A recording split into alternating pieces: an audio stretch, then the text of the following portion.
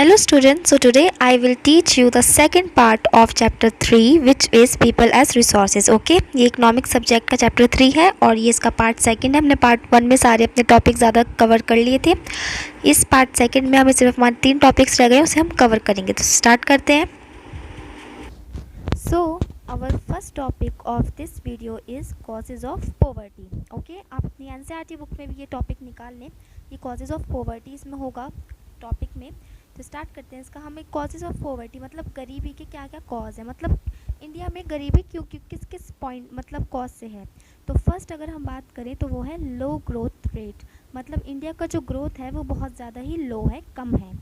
During the British colonial administration, मतलब जब अंग्रेज़ों का शासन था इंडिया में, the rate of growth was very low which was the basic cause of poverty. जो ग्रोथ का रेट था वो बहुत ज़्यादा ही कम था, जो क्या था एक बेसिक कॉज था गरीबी का।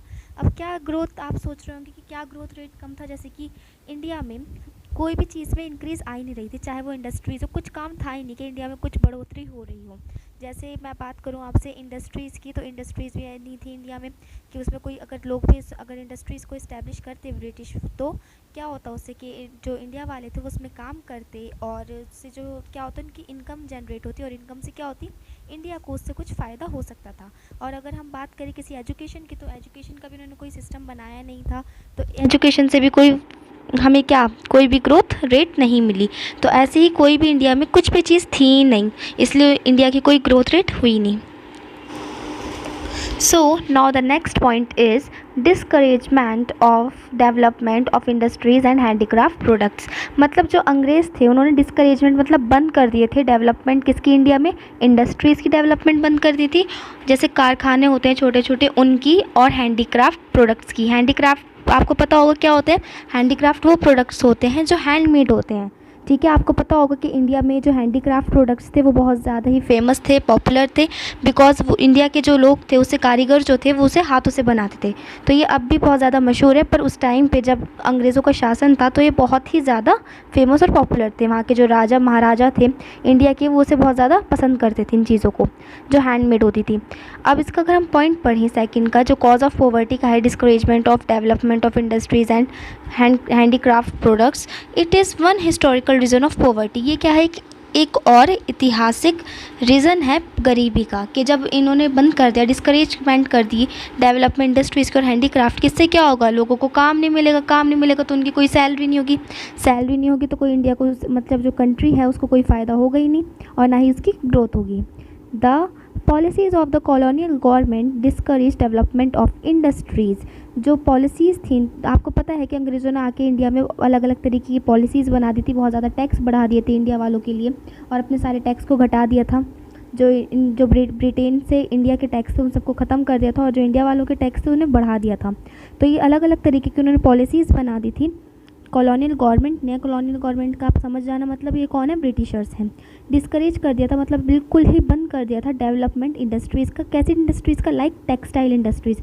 टेक्सटाइल इंडस्ट्रीज़ आपको पता होगा जहाँ पे कपड़े बनते हैं, कॉटन, वुलन, सिल्क, जो भी, which is the basic source of income of the poor. और आपको पता है जब ऐसी इंडस्ट्रीज़ बंद कर दी, कारखाने बंद कर दिए, जो छोटे छोटे कारखाने होते हैं, बड़े भी कारखाने होते हैं, तो उससे क्या होगा, जो गरीब लोग होंगे उसे पैसे ही नहीं मिलेंगे और गरीब हो जाएंगे वो। और भी कैसे, क्योंकि वो क्या था, जैसे टेक्सटाइल इंडस्ट्रीज़ हैं, ये सब एक बेसिक सोर्स था इनकम का गरीब लोगों के लिए, मतलब वो ऐसे ही पैसे कमा सकते थे। क्यों, अब इसमें एक पॉइंट दे रखा है, an educated person can easily get job in this type of industries as labour and sustain his livelihood.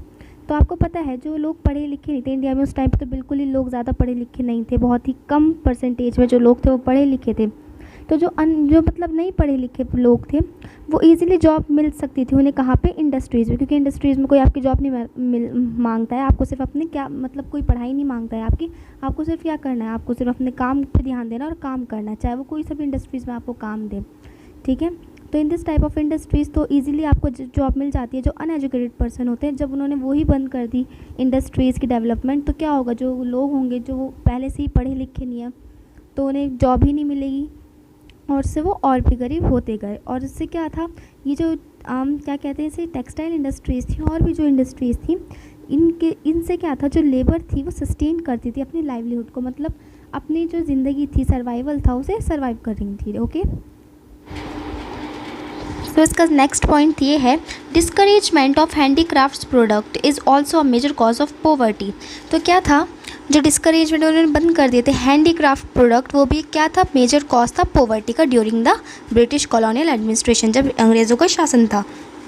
The households can easily earn the money by the way of to produce handicrafts product. तो आपको पता होगा कि जब India में handicraft product famous थे तो क्या करते थे लोग, घर ही घर में, अपने जो घर होते थे उसी में क्या, उन्हें कोई कारखाने में या कहीं जाने की ज़रूरत नहीं पड़ती थी, वो अपने घर में ही आराम से बना लेते थे जो भी हैंडमेड प्रोडक्ट्स होते थे, हैंडीक्राफ्ट प्रोडक्ट्स। ओके, और उसे क्या कर देते, वो सेल कर देते कहीं भी, अपने घर के आगे उन्होंने कोई छोटा सा स्टॉल लगा लिया है, कहीं दूसरे जगह जाकर उसे वो कर लेते थे सेल।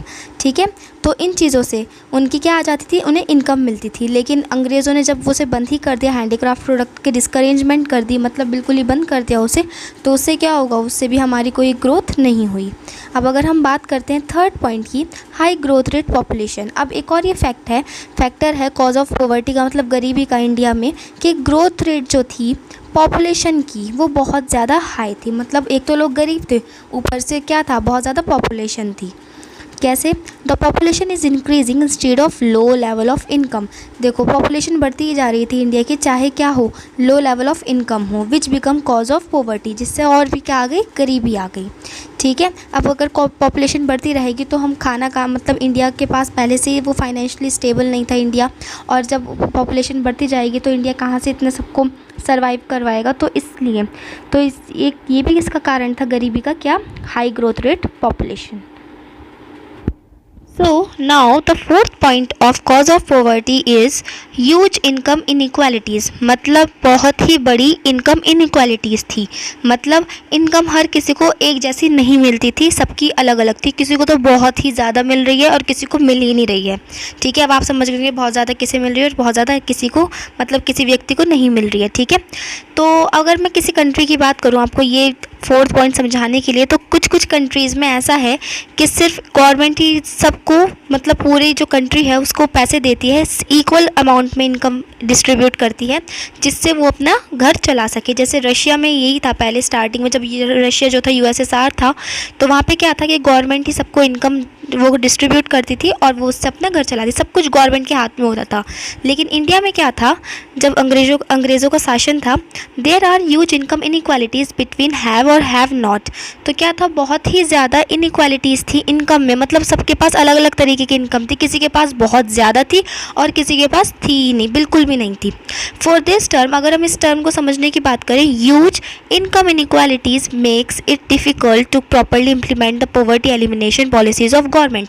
तो इसी की वजह से कि ह्यूज इनकम इनइक्वालिटीज़ थी, मतलब बहुत ही ज़्यादा इनइक्वालिटीज़ थी इनकम को लेकर, तो इसकी वजह से क्या हुआ, जो गवर्नमेंट ने बहुत सारी पॉलिसीज़ बनाई थी पॉवर्टी को लेके, गरीबी एलिमिनेशन को लेके, मतलब गरीबी हटाने के लिए, वो सब प्रॉपरली इम्प्लीमेंट हुई नहीं, मतलब वो सही से प्रॉपरली जो, मतलब हम कह सकते हैं कि लागू करी हो ही नहीं पाई, क्योंकि इतनी ज़्यादा इनइक्वालिटीज़ थी कि जो इनकम है किसी को तो बहुत ही ज़्यादा मिल रही है और किसी को मिलेगी ही नहीं। तो इसलिए तो जो पॉलिसीज़ बनाई थी गवर्नमेंट ने गरीबी हटाने के लिए, वो किसी काम में आई नहीं। Therefore it is a major cause of poverty. तो इसलिए क्या है, ये भी एक गरीबी का बहुत बड़ा कॉज है। कौन, huge income inequalities. So now the fifth and the last topic of cause of poverty is lack of land resources। मतलब जो लैंड रिसोर्सेज थे, मतलब इंडिया के लोगों के पास वो बहुत ही ज़्यादा कम थे, किसी किसी के पास थे और ज़्यादातर लोगों के पास खुद का कोई लैंड था ही नहीं। ठीक है, अब हम इसे पढ़ते हैं। ये ज़्यादातर बेसिकली कहाँ था, ये रूरल एरियाज़ में था, जहाँ विलेज जो गांव के इलाके होते हैं वहाँ पर था। कैसे, lack of land resources is also a major cause of poverty. ये गरीबी का एक और क्या है, एक पॉइंट है, कॉज है पॉवर्टी का। ठीक है, लैक ऑफ लैंड रिसोर्सेज। कैसे, income of the villagers are fully based on agriculture income.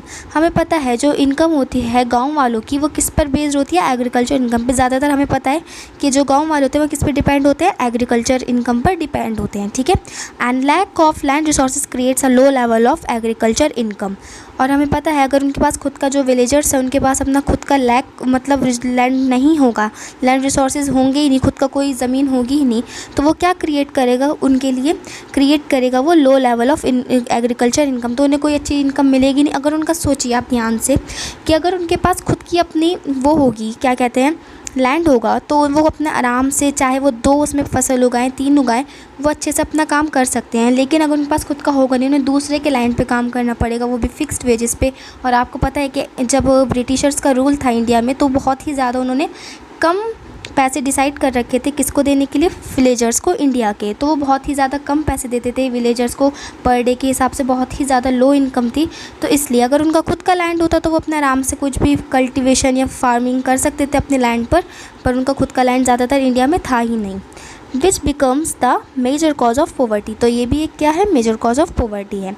अब हमारा एक और टॉपिक है, बुक में आप एनसीईआरटी में देखिए अपने इकोनॉमिक्स में, कि एंटी पॉवर्टी मेजर्स। ओके, अब ऐसा नहीं है कि अब हम ब्रिटिश रूल्स की बात हमने पूरी कर ली, अब हम ब्रिटिश के बारे में नहीं पढ़ेंगे, अब हम इंडिपेंडेंट इंडिया के बारे में पढ़ेंगे कि जब इंडिया आज़ाद हो गया तो उसके बाद क्या क्या हुआ। ठीक है, अब ऐसा नहीं था, हमें पता है कि हमारी जो इकॉनमी का ग्रोथ थी इंडिया में, बहुत ही ज़्यादा लो थी, बहुत ही ज़्यादा गरीबी थी इंडिया में, लोग अनएजुकेटेड थे, कुछ भी नहीं था इंडिया में, इंडस्ट्रीज़ भी अंग्रेज़ ने सब बिल्कुल ख़राब कर दिया था इंडिया को।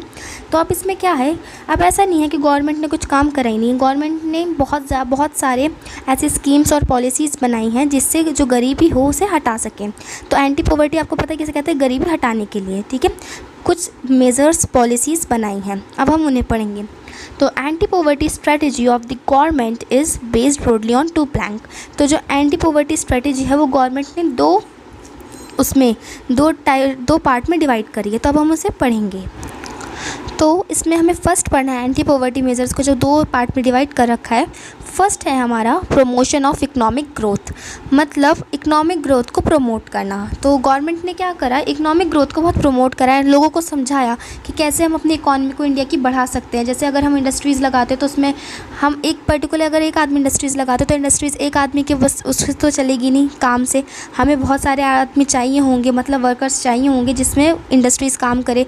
इंडस्ट्रीज़ क्या प्रोड्यूस करेगी, गुड्स प्रोड्यूस करेगी, और वो गुड्स जाकर मार्केट में बिकेगा तो उससे सेलिंग भी होगी और कंजप्शन भी होगा। तो इसलिए अगर ऐसी चीज़ें अगर हम गवर्नमेंट ने जब समझानी शुरू करी, लोगों को बताया, अवेयर करा लोगों को कि इकोनॉमिक ग्रोथ से कितना फ़ायदा होगा इंडिया को और लोगों को खुद इंडिया के, तो उससे क्या समझ में आया, according to official poverty estimation. अगर हम बात करें ऑफिशियल पॉवर्टी एस्टिमेशन की, जब इंडिया में एक असली ऑफिशियल होता है, असली पॉवर्टी एस्टिमेशन मतलब गरीबी का एस्टिमेट लगाया गया कि इंडिया में कितने लोग गरीब हैं, कितने बिलो पॉवर्टी लाइन है, कितने अबव पॉवर्टी लाइन है, तो उस समय पता चला the growth rate jumped from the average of about 3.5% a year in the 1970s। तो जो एवरेज जो ग्रोथ रेट था इंडिया का वो कितना था 1970s में, 3.5 ईयर था। वो जंप होकर बढ़कर कितना हो गया, 6% हो गया। कब, during the 1980s and 1990s। तो 6% हो गया कितने ईयर में, 1980s से लेके 1990s तक में। ठीक है, तो 3.5 था वो 1970s में और वो 6% हो गया, मतलब बढ़ गया एक तरह से ग्रोथ रेट जो था इंडिया में, चाहे वो कम ही था पर बढ़ा तो ना। तो ऐसे with the help of high rate of growth reduction of poverty is possible. अगर हम अपने इंडिया में ग्रोथ को बढ़ा दें, किसी भी चीज़ की ग्रोथ को, चाहे वो इंडस्ट्रीज़ है, एजुकेशन है, तो उससे क्या होगा, हमारी जो गरीबी है इंडिया में उसमें रिडक्शन, मतलब क्या होगी, जो गरीबी है वो कम होती जाएगी, घटती जाएगी। ठीक है, अगर हम सेकेंड पॉइंट की बात करें इसी की, प्रमोशन ऑफ ग्रोथ रेट की, it shows a link between poverty reduction and economic growth. तो एक लिंक है इन दोनों में, पॉवर्टी रिडक्शन, अगर हमारी जो गरीबी है वो घटेगी तो हमारी जो इकोनॉमिक ग्रोथ है वो क्या हो जाएगी, बढ़ जाएगी, इकोनॉमिक ग्रोथ हमारी बढ़ जाएगी। ठीक है, या अगर हमारी इकोनॉमिक ग्रोथ बढ़ती है तो भी हमारी पॉवर्टी क्या है, वो घटेगी। Therefore promotion of economic growth helps reduce poverty. तो इस हमें ये पता चलता है कि अगर हम प्रमोट करें, इकोनॉमिक ग्रोथ को बढ़ाते जाएँ, इंडिया की इकोनॉमिक ग्रोथ को, तो उससे क्या होगा, हमारी जो पॉवर्टी है, गरीबी है, उसमें रिडक्शन आएगा, रिड्यूस हो जाएगी, घट जाएगी। ठीक है, तो जैसे हमने बात करी थी कि जो एंटी पॉवर्टी मेजर्स हैं वो 2 पॉइंट में डिवाइड हैं, मतलब 2 पार्ट में। फर्स्ट था प्रमोशन ऑफ इकोनॉमिक ग्रोथ और सेकंड है हमारा टारगेटेड एंटी पॉवर्टी प्रोग्राम्स। अब एक तो मतलब गवर्नमेंट ने इंडिया की ये समझाना स्टार्ट करा, अवेयर करा लोगों को कि जब हम ग्रोथ रेट बढ़ाएंगे इंडिया की तो उससे क्या होगा, जो पॉवर्टी है वो रिडक्शन होगा, पॉवर्टी में मतलब पॉवर्टी जो है वो घट जाएगी, गरीबी। ठीक है, तो सेकंड उन्होंने क्या करा, बहुत सारे प्रोग्राम्स बनाए इंडिया में। ठीक है, इंडिया की गवर्नमेंट ने क्या क्या, अब उसमें सबसे पहले फर्स्ट प्रोग्राम है इसमें नरेगा। ठीक है। ये नरेगा क्या प्रोग्राम है, ये बहुत ज़्यादा इम्पोर्टेंट है। ये 5 मार्क्स में या 3 मार्क्स में आपसे पूरा नरेगा को डिस्क्राइब करने को कह सकते हैं, तो आप इसे बहुत ही ज़्यादा इंपॉर्टेंट मार्क कर लें और इसे पढ़ें। फर्स्ट है इसमें टारगेटेड एंटी पॉवर्टी प्रोग्राम्स, बहुत सारे गरीबी हटाने के लिए प्रोग्राम्स बनाए गए। तो इसमें फर्स्ट आता है हमारा national rural employment guarantee act NREGA. तो इसमें क्या आता है कि ये सबसे पहले आपको इसके नाम से पता चल रहा है कि रूरल क्या है, मतलब ये कहाँ के लिए था ये वाला प्रोग्राम, ये गांव वालों के लिए था, वो भी कहाँ के, नेशनल रूरल एम्प्लॉयमेंट गारंटी। इसमें गारंटी थी काम मिलने की। ठीक है, इसमें क्या था, सबसे पहले मैं आपको बता दूं कि अगर आपसे पूछा जाता है कि फुल फॉर्म बतानी है नरेगा की, तो आपसे पूछा जा सकता है, तो 1 मार्क में आप इसे भी अच्छे से याद कर लें इसके नाम को। उस याद में से पढ़ना स्टार्ट करते हैं। It was launched in September 2005। तो ये कब लॉन्च हुआ है, सेप्टेम्बर 2005 में, आपको याद रखना है। And it provides 100 days assured employment every year to every rural household in 200 districts। तो सबसे पहले आप ये याद रखें कि इस NREGA rural employment guarantee act सितंबर 2005 में लॉन्च करा था गवर्नमेंट ने, और ये प्रोवाइड करता है, इसका मेन एम क्या था इस वाले प्रोग्राम का, मतलब कि एंटी पॉवर्टी प्रोग्राम जो था, इसमें क्या था, इसमें ये था कि ये प्रोवाइड करवाएगा 100 डेज़ का काम वर्कर्स को जो कहाँ के, गांव के हैं, एश्योर्ड, और ये एश्योर्ड एम्प्लॉयमेंट देगा हर साल to every rural household, जो हर घर में देगा काम, किसको, हर मतलब गांव के घरों में ये काम देगा हर साल 100 दिन का। ठीक है, इन 200 डिस्ट्रिक्ट्स, और ये कितने डिस्ट्रिक्ट्स में इम्प्लीमेंट करा गया था, कितने ज़िलों में, 200 ज़िलों में। ठीक है, उसके बाद later the scheme will be extended to 600 districts, और बाद में ये एक्सटेंड होकर जो 200 डिस्ट्रिक्ट्स में थी ये वाली पॉलिसी प्रोग्राम, ये 600 डिस्ट्रिक्ट्स में कर दे के, मतलब एक साल में 100 दिन काम मिलेगा कहाँ, किनको, जो गाँव के लोग हैं उनको। उसके बाद अगर हम बात करें 1/3 of the propose jobs would be reserve for women, और इनमें से जो काम मिलने वाला था, इनमें से जो 1/3 जो काम था वो रिजर्व था वुमेन के लिए, औरतों के लिए। इसमें औरतों का भी मतलब वो रखा गया ध्यान कि औरतों को भी इसमें काम मिलना चाहिए। तो 1/3 जो मतलब जॉब्स थी वो रिजर्व थी वुमेन के लिए। In this act if an applicant is not provided employment within 15 days. तो इसमें क्या था, इसमें पॉलिसी में जो इसमें लिखा, मतलब ये है ना नरेगा में, ये मतलब लिखा है कि national rural employment guarantee act, तो गारंटी थी इसमें कि काम ज़रूर मिलेगा, लेकिन फिर भी इतने अगर उनमें से इफ़ एन एप्लीकेंट जिसने अप्लाई करा है कि गांव में कि मुझे काम चाहिए, तो उसे अगर प्रोवाइड नहीं होता है कोई काम विद इन 15 दिन के अंदर, अगर उसे कोई काम नहीं मिलता है वर्कर को, then he she will be entitled to a daily unemployment allowance. तो इसका मतलब ये नहीं है कि उसे काम नहीं मिला तो उसे पैसे मिलेंगे, उसे 15 दिन के अंदर अगर कोई जो काम नहीं मिला है तो उसे क्या मिलेगा, फिर उसे एंटाइटल मतलब उसे फिर भी क्या मिलेंगी, अलाउंस, कुछ ना कुछ पैसे मिलते रहेंगे डेली अनएम्प्लॉयमेंट के। मतलब उसे उसकी गलती थोड़ी ना है कि उसे काम नहीं मिला, वो तो गवर्नमेंट की वजह से नहीं मिला, कोई गवर्नमेंट ने मिस्टेक कर दी कि एक दो को काम रह गया है, तो उनको क्या मिलेगा, उन्हें अलाउंस, अनएम्प्लॉयमेंट अलाउंस मिलेंगे, मतलब कुछ ना कुछ पैसे मिलेंगे उनके अनएम्प्लॉयमेंट बेरोज़गारी के भी। The central government and the state governments will also establish national employment guarantee funds and state employment guarantee funds for implementation of the scheme.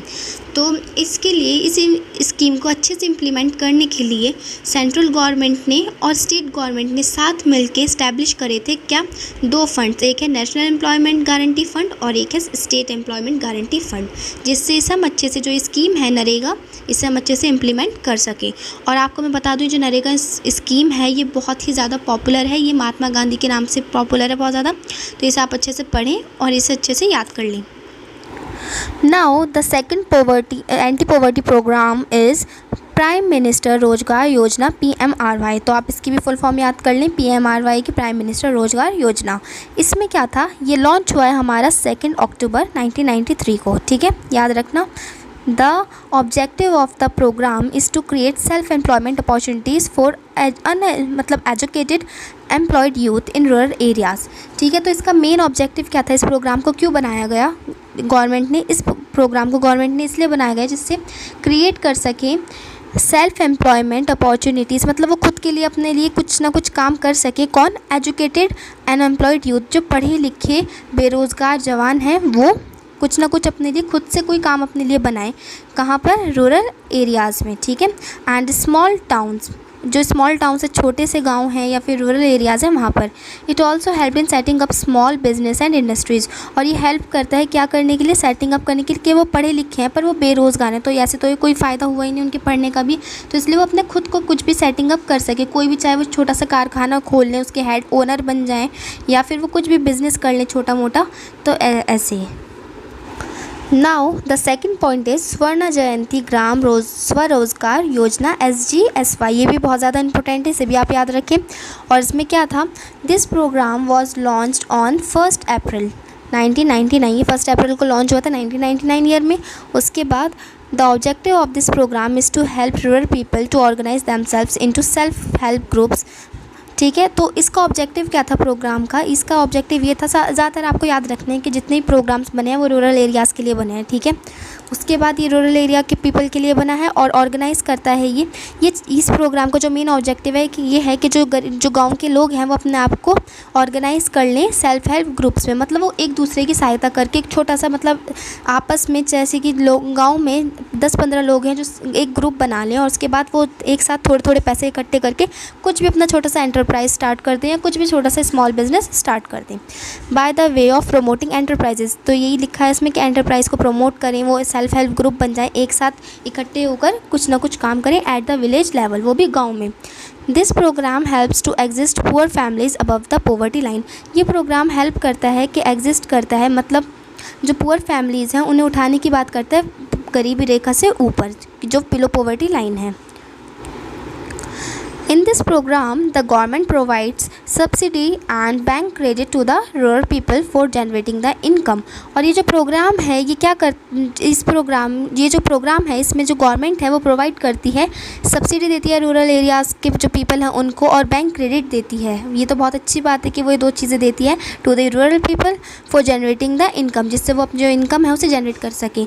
तो ऐसे क्या होगा, जब वो सेल्फ हेल्प ग्रुप्स बना लेंगे और एक साथ जब वो बैंक में क्रेडिट ले जाएंगे किसी एक की उस पर, तो उन्हें क्या होगा, उन्हें बहुत ज़्यादा हेल्प मिलेगी, वो छोटा सा अपना एंटरप्राइज स्टार्ट कर सकते हैं, स्मॉल बिजनेस या कुछ भी अपना हैंडीक्राफ्ट का वर्क कुछ भी, तो इससे उन्हें बहुत ज़्यादा हेल्प मिलेगी। अब अगर इसमें हम सेकंड, मतलब इसमें ये 4th है rural employment generation programme RGP, इसकी बात करें, ये भी एक एंटी पॉवर्टी प्रोग्राम है रूरल एम्प्लॉयमेंट जनरेशन। इसमें क्या है कि इसके नाम से आपको पता चल रहा है कि जो गांव में एम्प्लॉयमेंट रोज़गार जनरेट करने की प्रोग्राम है ये। ठीक है, this programme was launch in 1995, और ये जो प्रोग्राम है कब लॉन्च हुआ है, 1995 में। The target of this programme is to provide 25 lakh new job to the rural. तो ऐसे इस जो वो है प्रोग्राम, इसका क्या टारगेट था, इस प्रोग्राम का ये टारगेट था कि प्रोवाइड कराएगा 25 लाख न्यू जॉब, 25 लाख नई जॉब्स, किसको, रूरल पीपल को, एंड द स्मॉल टाउन्स को, वो भी स्मॉल टाउन्स पर्सन को, under the 10th 5-year plan. और ये किस में आया था, 10th 5-year प्लान में आया था। इंडिया में आपको पता है 5-year प्लान्स चलते हैं, तो ये कौन से 10वें 5-year प्लान में आया था। अब इसकी हम अगर 5th एंटी पॉवर्टी प्रोग्राम की बात करें तो वो है हमारा प्रधानमंत्री ग्रामोदय योजना PMGY। ये प्रधानमंत्री ग्रामोदय योजना क्या है, this programme was launched in 2000 year में। तो ये 2000 में ये क्या हुआ था, लॉन्च हुआ था, कौन से ईयर में, 2000 में। ठीक है, the objective of this programme is to develop standard of living of the rural people by the way of focus in 5 critical areas. अब इस प्रोग्राम देखिए बहुत ज़्यादा इंपॉर्टेंट है, आपको इसे ध्यान से समझना है कि इस प्रोग्राम का मेन ऑब्जेक्टिव या एम क्या था। वो ये था कि ये डेवलप करना चाहता है standard of living. Standard living आपको पता होगा कि लोगों का थोड़ा सा तरीका जो है जीने का उसे थोड़ा सा और इन्हेंस करना, बढ़ाना चाहता था।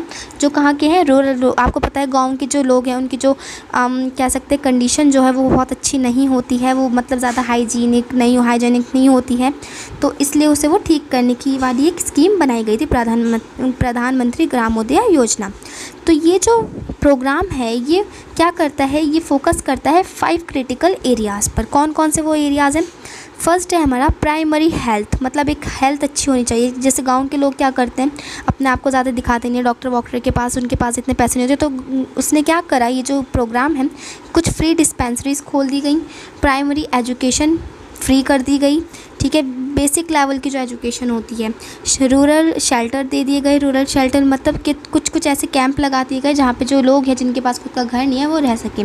रूरल ड्रिंकिंग वाटर मतलब साफ़ जो क्लीन वाटर होता है, प्योर वाटर, वो लगाए गए जगह जगह। एंड रूरल इलेक्ट्रिफिकेशन, और थोड़ी सी हर जगह थोड़ी जगह, मतलब पूरे गांव में तो हम नहीं कह सकते। रूरल इलेक्ट्रिफिकेशन मतलब गांव में थोड़ी बिजली ला दी। तो ये सब इसके ऑब्जेक्टिव थे इस प्रोग्राम के। सो ये लास्ट और सिक्स्थ हमारी क्या है, संपूर्ण Grameen Rozgar Yojana anti poverty programme का लास्ट प्रोग्राम है। This programme was launched in September 2001। ये जो प्रोग्राम है लॉन्च हुआ है सितंबर में, वो भी 2001 ईयर में। The employment assurance schemes and JGSY would be merge with the SGRY।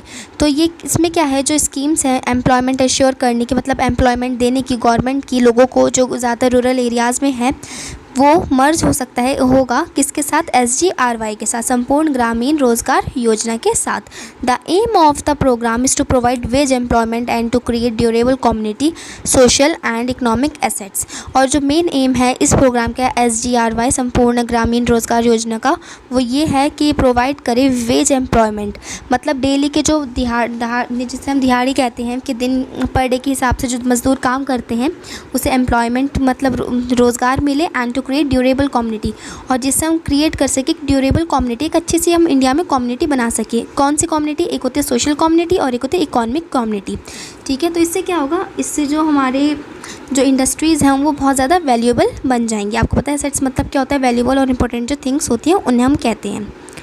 सो ये इस चैप्टर का लास्ट टॉपिक है द चैलेंजेस अहेड, मतलब जो चैलेंजेस हैं आगे आने वाले इंडिया में वो क्या क्या हैं। तो फर्स्ट पॉइंट है इसका, poverty reduction remains India's most compelling challenge despite the progress.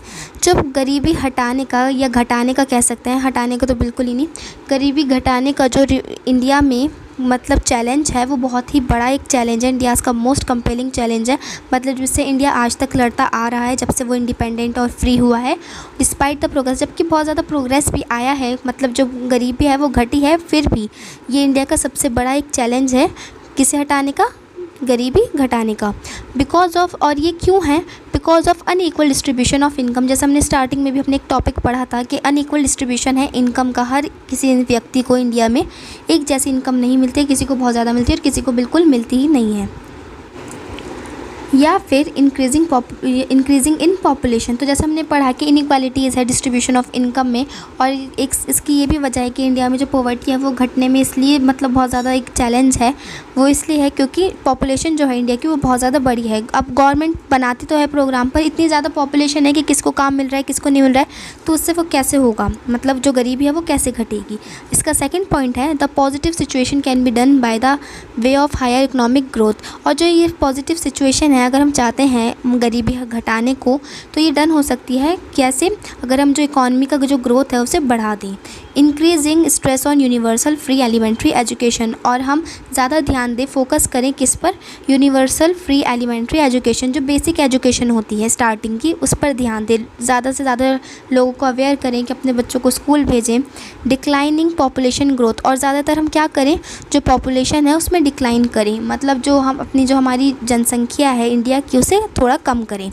Increasing empowerment of women, और वुमेन की जो एम्पावरमेंट है उसे बढ़ाएं। And the economically weaker section of society और जो इकोनॉमिकली वीकर सेक्शन है सोसाइटी का, उसे भी हम क्या करें, इंक्रीज़ करें, मतलब उन्हें थोड़ा सा बढ़ावा दें।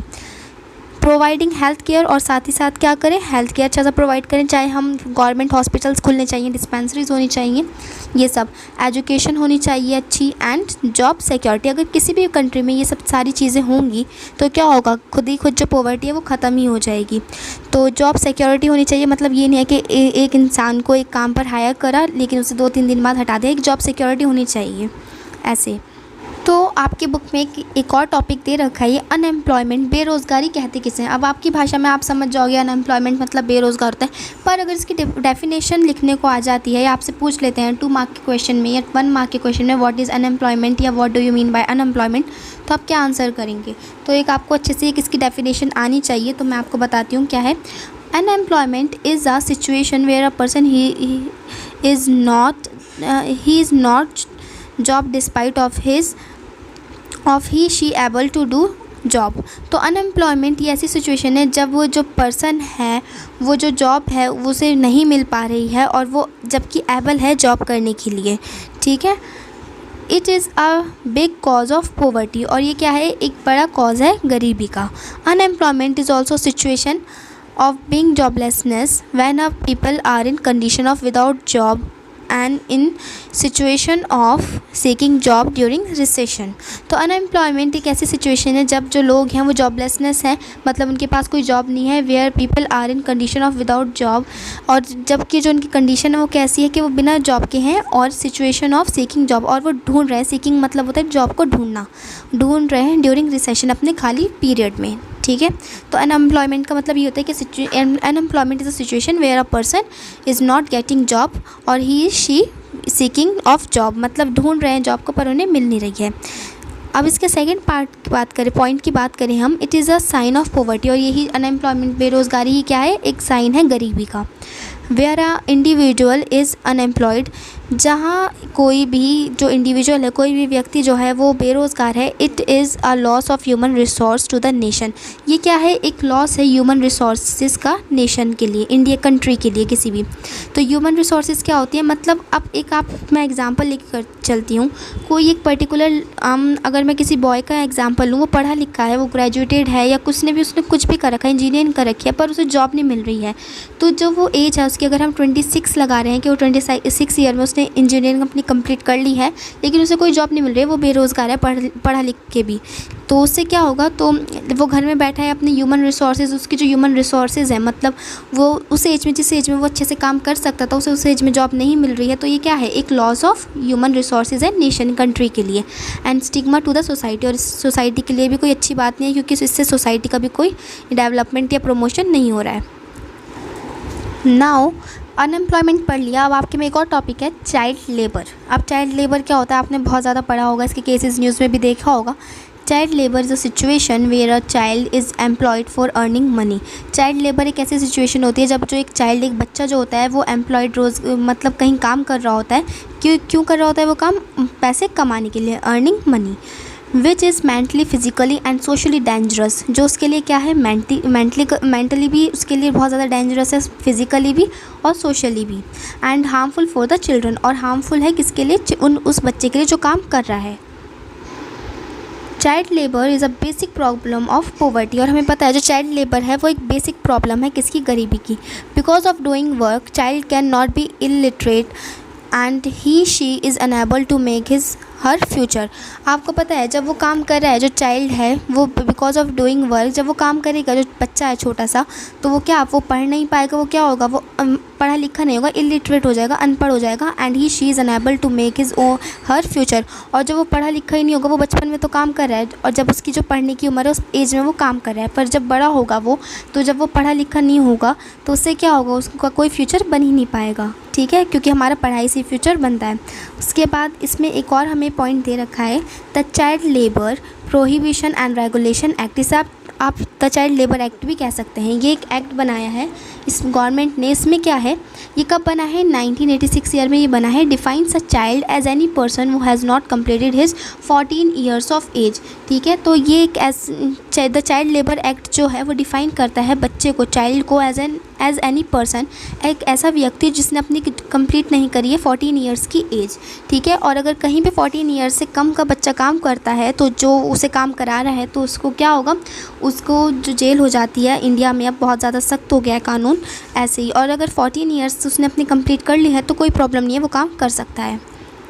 According to International Labour Organization ILO, ठीक है, आपको याद रखना ILO इंटरनेशनल लेबर ऑर्गेनाइजेशन को कहती है। पूरे वर्ल्ड की एक ऑर्गेनाइजेशन है जो बताती है कि कितने लोग किस कंट्री में काम कर रहे हैं, कितने बेरोज़गार हैं, कितने एम्प्लॉयड हैं, ऐसे। The term child labour is often defined as work that deprives children of their childhood, ठीक है। तो ये जो टर्म है चाइल्ड लेबर, ये इंटरनेशनल लेबर ऑर्गेनाइजेशन के मुताबिक एक ऐसा मतलब टर्म है चाइल्ड लेबर जो बताता है, डिफ़ाइन करता है as work that deprives children of their childhood, एक ऐसा काम जो बच्चे अपने बचपन में कर रहे हैं और अपना बचपन को छोड़कर, their potential and their dignity and that is harmful to physical and mental development. और साथ ही साथ उनकी जो पोटेंशियल है और जो उनकी डिग्निटी है वो भी इसके साथ साथ ख़त्म हो रही है, और ये बहुत ज़्यादा हार्मफुल है किसके लिए, चिल्ड्रन के लिए, उनकी फ़िज़िकल हेल्थ के लिए और मेंटल हेल्थ के लिए, ठीक है। और इससे क्या होगा, उनकी कोई डेवलपमेंट भी नहीं होगी फिजिकली और मेंटली, ठीक है। अब इसमें लास्ट टॉपिक है इलिटरेसी। छोटा सा एक मतलब डेफिनेशन दे रखी है, आपको बस ये याद करनी है, ये भी क्वेश्चन में आ सकती है, तो आप इसे ध्यान से पढ़ लें, ठीक है। आपकी बुक में भी दे रखा है इलिटरेसी। तो इसमें क्या है, इलिटरेसी किसे कहते हैं, जो पढ़ा लिखा होता नहीं है, आप ध्यान से समझें, ठीक है। Illiteracy is the condition where a person is unable to read and write. Illiteracy एक ऐसी कंडीशन होती है जो उस व्यक्ति को कहते हैं इलिटरेट, जो अनएबल है, मतलब ना पढ़ सकता है ना लिख सकता है, ठीक है, उसे इलिटरेट कहेंगे, जो पढ़ा लिखा नहीं होता है। In India literacy is a major problem of poverty. और हमें पता है इंडिया में बहुत ज़्यादा इलिटरेसी है, मतलब ज़्यादातर लोग पढ़े लिखे नहीं हैं, और जो रेशियो है पढ़ाई का भी इंडिया में वो बहुत ज़्यादा ही कम है, ठीक है। तो ये भी एक क्या है, मेजर प्रॉब्लम है गरीबी का, ठीक है। With this we completed our chapter 3 which is poverty as a challenge. I hope आपको अच्छे से चैप्टर समझ में आ गया होगा, और अगर आपको कोई भी इस चैप्टर से रिलेटेड डाउट है तो आप मुझसे कमेंट सेक्शन में पूछ सकते हैं, मैं आपका डाउट क्लियर कर दूँगी। Thank you for watching, see you in the next video.